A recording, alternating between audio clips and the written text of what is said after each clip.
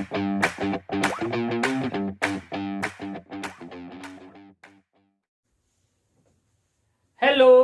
सभी को नमस्कार। मैं संजय कुमार संजय मैथ्स एकेडमी से आपका हार्दिक स्वागत करता हूं। टेस्ट सीरीज का next question number 11, pair of linear equation in two variable, class 10 आगे कराता हूं। स्टार्ट करते हैं हम। Question number 11, the pair of equations y is equal to 0 and y is equal to -7 है। देखिए ये कैसा सॉल्यूशन होगा, पेयर है of equations y equal to 0 और y equal to -7 and one solution होगा, टू सॉल्यूशन होगा, इनफाइनाइटली मेनी सॉल्यूशन होगा या नो सॉल्यूशन होगा। ठीक, देखते हैं। देखिए इसमें जैसे y इक्वल टू 0 दे रखा है और y इक्वल टू -7 दे रखा है, तो जो हमें गिवन है, गिवन क्या है, y इक्वल टू 0 और y इज इक्वल टू -7। तो हम इसमें ग्राफ बना लेते हैं। ठीक, तो ग्राफ बनाया, तो ग्राफ में क्या है, x o x डैश और y o y डैश। ठीक, अब देखिए y 0 यहीं पर होगा, एक लाइन तो ये हो गई, ठीक है ना, y 0 में यही दिखाया जाएगा।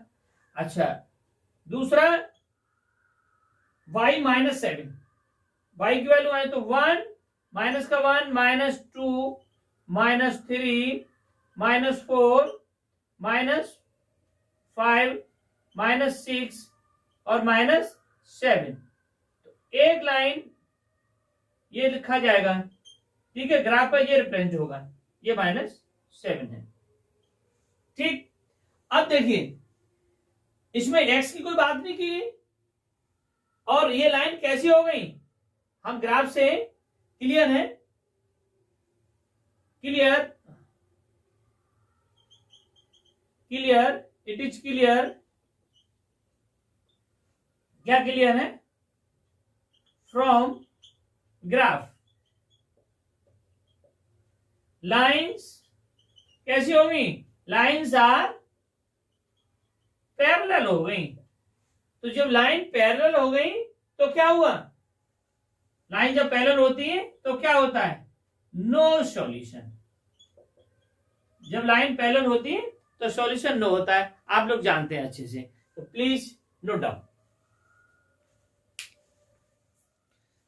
देखिए क्वेश्चन नंबर 12 देखते हैं। 12 क्वेश्चन क्या कर रहे हैं, one equation of a pair of dependent linear equations is -5x + 7y = 2। The second equation can be. देखिए इसकी सेकेंड इक्वेशन क्या होगी, आप लोग जानते हैं कि जनरल इक्वेशन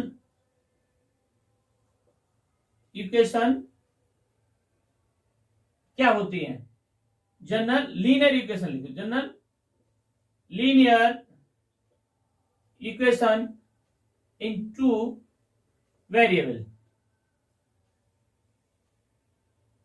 देखिए a1x + b1y + c1 = 0 और a2x + b2y + c2 = 0। अब देखिए ये pair of dependent linear equation है, एक इक्वेशन की फॉर्म तो हमें ये दे रखी है और दूसरे की फॉर्म पूछी है। ठीक, अब देखिए इसमें क्या है, अगर ये दोनों इक्वेशंस को हम इसमें है pair of dependent linear equation, इस बात का मतलब क्या है कि ये कैसे इनफाइनाइटली मेनी सॉल्यूशन वाली हैं, मींस a1/a2 b1/b2 और a1/a2 = b1/b2 = c1/c2। ये कंडीशन होनी चाहिए। ये क्या है, इनफाइनाइटली मेनी सॉल्यूशन वाली कंडीशन होती है ये। ठीक, अब देखिए इसमें ये पहली वाली फर्स्ट इक्वेशन a1 b1 और c1 की वैल्यू तो वहां दे रखी है, दूसरी इक्वेशन हमें ये वाली इक्वेशन चाहिए, वाली ये फर्स्ट है और ये सेकंड है। अब मैं वो वाली इक्वेशन लिखता हूं, देखिए -5 जो गिवन है, हमें गिवन क्या है, गिवन है हमें माइनस के 5x plus 7y equal to 2। तो a1 equal to -5, b1 equal to 7। देखिए इसको मैं इस फॉर्मेट में लिखता हूं, तो ये माइनस का 2 कर दिया मैंने और इक्वल टू 0, और c1 इक्वल टू -2 हो गया। ठीक, a1 b1 और c1। अब देखिए मैं इसमें रख देता हूं ये वैल्यू। ठीक, अब a1 की वैल्यू क्या है, माइनस का 5, तो माइनस के 5 अपॉन कितना a2 और 7 अपॉन b2 और माइनस के 2 upon c2 equal to 1 upon के, मैंने कह दिया इसको, है ना, लेट्स से, और k इज आर्बिट्ररी कांस्टेंट हो गया साहब। ठीक, अब देखिए मैंने ये लिखा माइनस के 5 अपॉन a2 और 1 अपॉन k, तो a2 की वैल्यू क्रॉस मल्टीप्लिकेशन से आ गई क्या, माइनस के 5k। मैंने लिखा 7 upon b2 equal to 1 upon k, तो b2 इक्वल टू हो गया 7k। ठीक, और मैंने लिखा माइनस का 2 है, ये माइनस के 2, देखो c की वैल्यू -2, तो ये माइनस का 2 है, तो -2 upon c2 is equal to 1 upon k, तो c2 की वैल्यू क्या हो गई, c2 की वैल्यू हो जाएगी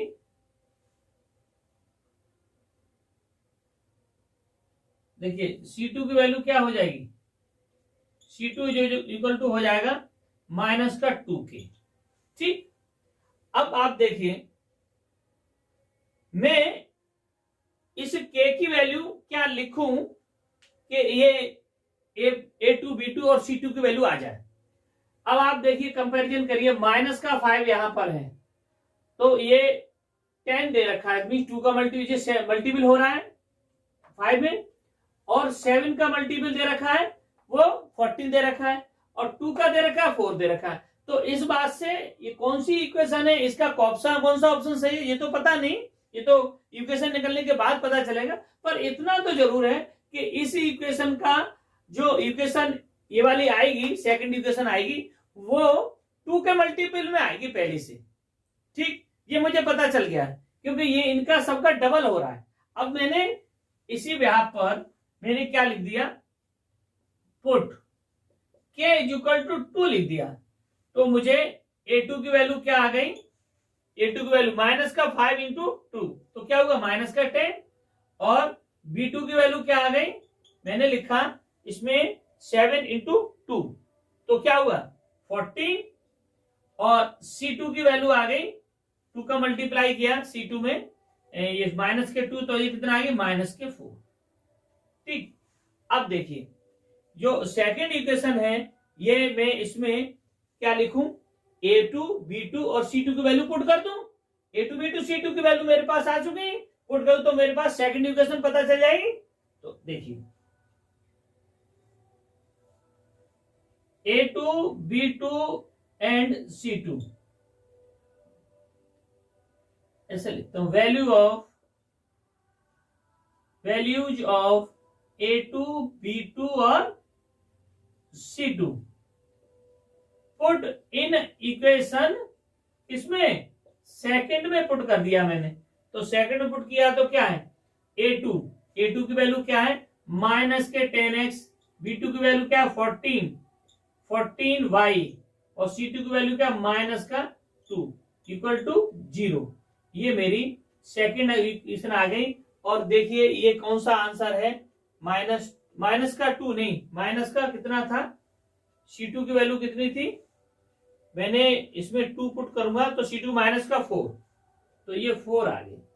ठीक है, अब आप देखिए ये ऑप्शन क्या है, आंसर आपका होगा, आंसर ऑप्शन, इसको ऐसे करता हूं माइनस से मल्टीप्लाई कर देता हूं इसमें पूरे में, तो क्या होगा 10x minus 14y plus 4 equal to 0, ठीक, अब देखता हूं कि 10x minus 14y equal to -4।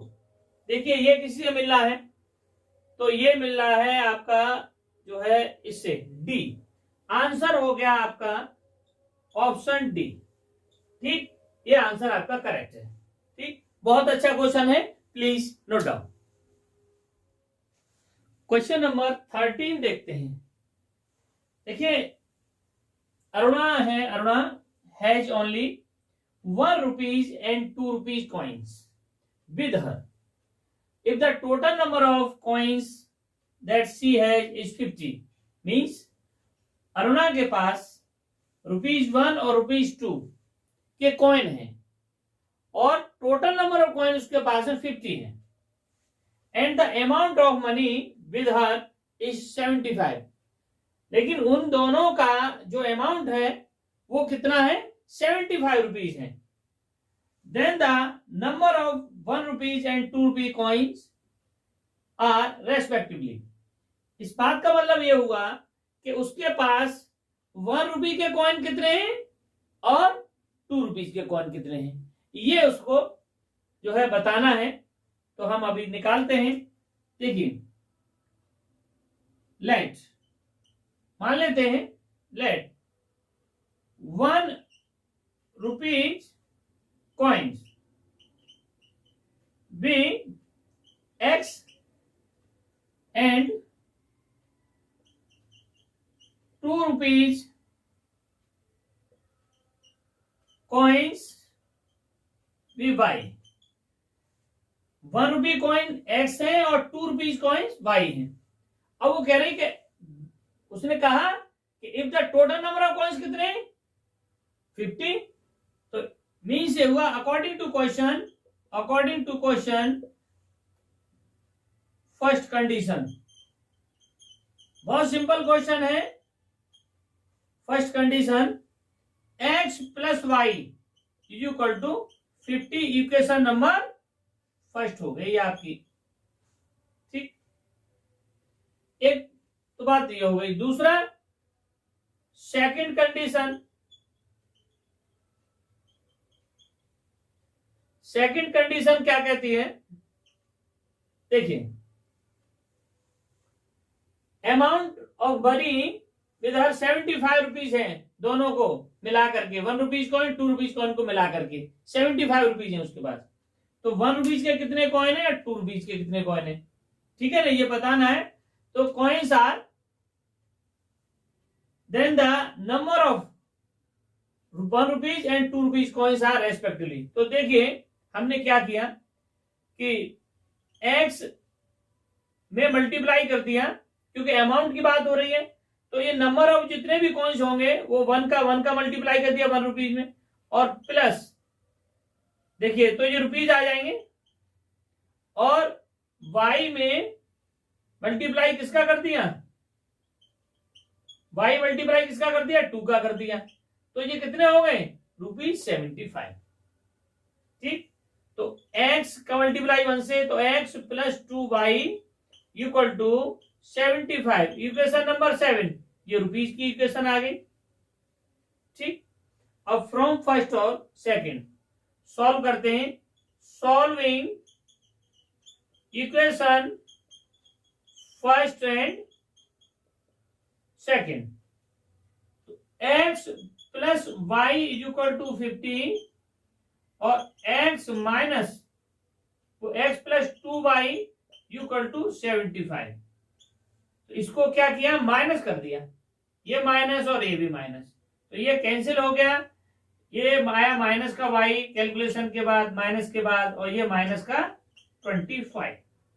Minus minus cancel, तो y की वैल्यू कितनी आ गई 25।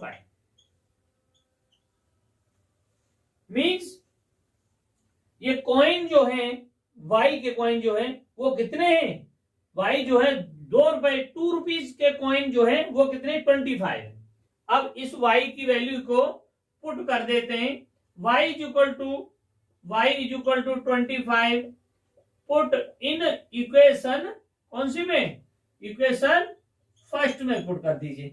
तो x plus y equal to कितना था, 50 था, और मैंने x की वैल्यू इसमें पुट कर दी, कितना आया 25 प्लस वाई इक्वल टू 50। तो y की वैल्यू कितनी आ गई, 25 आ गई।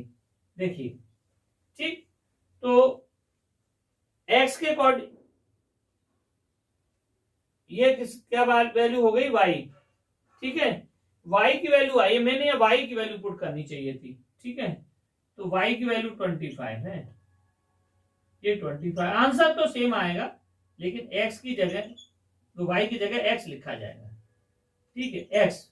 अब देखिए आप चेक कर सकते हैं y के कितने कॉइन है, 25, तो 25 हमने क्या माना था, y को क्या माना, 2 रुपीज कॉइन, तो 2 इंटू 25 कितना हुआ 50, और 1 रुपीज कॉइन कितने 25 इंटू 1, तो 25 और प्लस 50 कितने 75। देखिए ये डी वाला आपका आंसर करेक्ट हो गया, तो आंसर आपका ऑप्शन डी इज करेक्ट। बहुत अच्छा क्वेश्चन है, ठीक, बहुत सिंपल है, कुछ है नहीं, हमें 1 रुपीज कॉइन को x मान लेना है। इस तरह के कई सारे क्वेश्चन आते हैं, बन सकते हैं, तो ऐसा नहीं, इसको घबराना नहीं चाहिए स्टूडेंट्स को, है ना, बड़े आराम से करना चाहिए। इसमें 2 कंडीशन होती है, मोस्टली सब में 2 ही कंडीशन होती है, एक तो ₹1 और ₹2 के कॉइन दे रखे हैं, तो इनको एक को x मान लिया, दूसरे को y मान लिया, इनका सम दे रखा 50, तो x plus y equal to 50। अब क्या होता है कि 1 रुपीज और 2 रुपीज के जो कॉइन है उनकी कॉस्ट दे रखी है 75, तो 1 रुपीज में इसी इक्वेशन में, इस वाली में क्या है कि मैं अगर रुपीज का मल्टीप्लाई करूं तो 1 का मल्टीप्लाई इसमें किया, 2 का इसमें कर दिया, तो टोटल रुपीज कितना आ रहा है 75। तो हमने ये कंडीशन यहाँ लगा दी, दोनों कंडीशन में, एक पे फर्स्ट इक्वेशन आया, दूसरे में सेकंड, दोनों को सॉल्व कर लिया और आंसर आपका आ गया डी ऑप्शन। x की वैल्यू 25, y की वैल्यू मींस 1 रुपीज के कॉइन भी 25 है और 2 रुपीज के कॉइन भी 25 है, तो 2 रुपीज के कॉइन 25, उसमें 2 का मल्टीप्लाई करेंगे तो 50 हो जाएगा, और 1 का मल्टीप्लाई करेंगे x में तो 25, तो 50 प्लस 25 कॉस्ट कितनी है 75। बहुत अच्छा क्वेश्चन है, please note down. Question number 14, देखिए क्वेश्चन नंबर 14 में क्या है, the difference between 2 numbers is 25 and one number is 3 times the other, तो फाइंड देम, दोनों को पता करिए क्या है, ए बी सी डी के कौन सा ठीक है। लेट, हमें जो है लेट करना है, गिवन नहीं है, let 2 numbers be x and y, x minus y according to question, according to question क्या है, x minus y equal to 25। देखिए यहां पर हमें x is greater than y, ऐसा नंबर मानेंगे x बड़ा है, ठीक है नहीं। अच्छा, ये एक कंडीशन हो गई, एक इक्वेशन हो गई, और क्या दे रखा है सेकंड कंडीशन कि एक नंबर जो है वो 3 टाइम्स है अदर, तो 1 number is 3 times the other, तो देखिए जो बड़ा है उसके इक्वल होगा छोटा वाले का, मतलब जो सेकंड नंबर जो है वो स्मॉल है, उसमें ही 3 का मल्टीप्लाई करके बड़े के इक्वल आएगा, तो ये कंडीशन हो सकती है। ये सेकंड इक्वेशन मान लीजिए। अब put value, put the value of x in equation first में पुट कर दीजिए, तो 3y minus y equal to 25, ठीक, तो नंबर आ गया हमारे पास कितना 3y और माइनस वाई 2y हो गया, तो 2y इक्वल टू 25। देखिए क्वेश्चन में ये बाय मिस्टेक लिख गया, ये 24 है, ठीक, तो ये 24 हो गया, ये भी 24 आ गया, और ये 24, तो 2y इक्वल टू 24, तो y इक्वल टू 12 हो गया, और जो y की वैल्यू पुट कर दी हमने कहां पर, इसमें फर्स्ट में, y is equal to 12, put in equation first. तो क्या हुआ, x minus 12 is equal to 24, तो x is equal to 24 plus 12, तो x की वैल्यू क्या आ गई 36। ठीक, x की वैल्यू 36, इन दोनों का डिफरेंस देखें तो दोनों का difference means x minus y, x की वैल्यू 36 और माइनस y की वैल्यू 20, y की वैल्यू 12, तो दोनों का डिफरेंस कितना हुआ 24 हुआ। ठीक है ना, ये डिफरेंस हो गया। अब देखिए 12 और 36, 36 और 12, ए वाला आंसर करेक्ट। ठीक है, और कहीं है नहीं, तो आंसर आपका हो गया ए इज करेक्ट। ठीक, please note down. Question number 15, देखिए if 3x minus 2y equal to 4 and 2x plus y equal to 5, then the value of m such that y is equal to x plus m is x, y की value x plus m दे रखी है, हमें क्या find करना है, m की value पता करनी है। तो हमें गिवन क्या है, गिवन दे रखी है, तो equation 3x minus 2y equal to 4, equation first.